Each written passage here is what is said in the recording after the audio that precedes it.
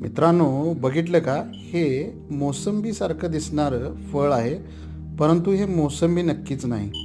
तर ह्या फळाचं नाव आहे ग्रेपफ्रूट. हा फळ दाखवण्याचा उद्देश आहे की या फळाची किंमत ₹130 हे एक फळ आहे. जर भारतामधील शेतकऱ्यांनी अशा प्रकारचं फळ भारतामध्ये निर्मिती करून जर एक्सपोर्ट केलं तर नक्कीच आपल्या देशाला याचा फायदा होऊ शकतो. असं विशेष काय आहे या फळामध्ये, यासाठी हे फळ मी आणलं आणि हे फळ कापण्यासाठी विशिष्ट पद्धतीने हे फळ कापलं जातं.